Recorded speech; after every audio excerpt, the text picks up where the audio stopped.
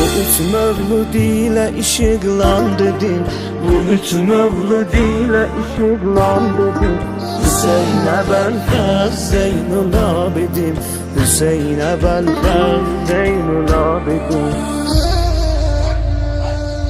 Bu üç mevlud ile ışıklandırdın, bu üç mevlud ile ışıklandırdın.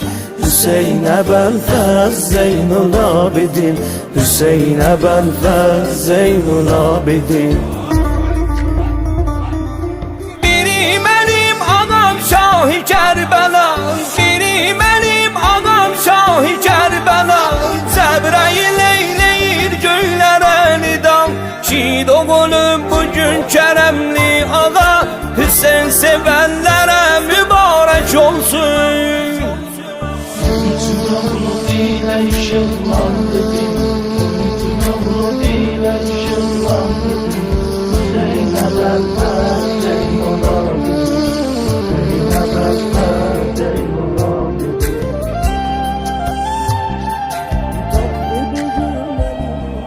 Tapdı bugün elinin evi zinet, Ebel fazla tapdı feyzini cennet. Tapdı bugün elinin evi zinet, Ebel fazla tapdı feyzini cennet.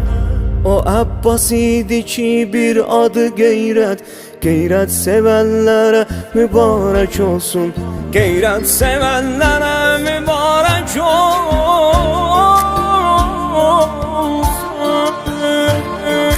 Bu üç mevlud ile ışıklandırdın, bu üç mevlud ile ışıklandırdın.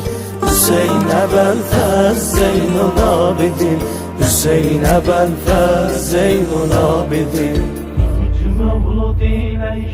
Doğdu yeryüzüne o mahitaban, adıyla alemler oldu firavan. Bir adı Seccad'dı, adına kurban. Secde edenlere mübarek olsun, secde edenlere mübarek olsun.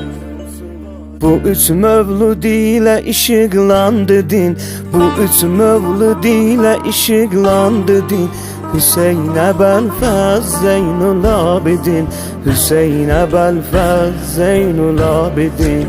Bu üç mevlud ile ışıklandırdın, bu üç mevlud ile ışıklandırdın. Hüseyin'e ben faz Zeynul Abidin, Hüseyin'e ben faz Zeynul Abidin. Üç mevlud ile ışıklandırdın, bu üç mevlud ile ışıklandırdın. Hüseyin'e ben faz Zeynul Abidin, Hüseyin'e ben faz Zeynul Abidin.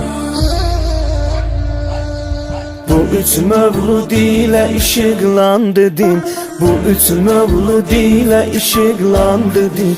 Hüseyin'e ben faz Zeynul Abidin, Hüseyin'e ben faz Zeynul Abidin. Biri benim ağam Şah-ı Kerbela, biri benim ağam Şah-ı Kerbela. Cebrail eyleyir göylere nidam, şid oğlum bugün keremli ağa. Hüseyin sevenlere mübarek olsun. Mevlud ile ışıklandırdın, mevlud ile ışıklandırdın. Hüseyin'e ben faz Zeynul Abidin, Hüseyin'e ben faz Zeynul Abidin.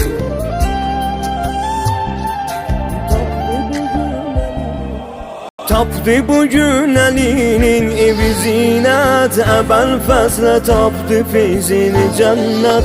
Tapdı bugün elinin evi zinet, Ebel fazla tapdı feyzini cennet.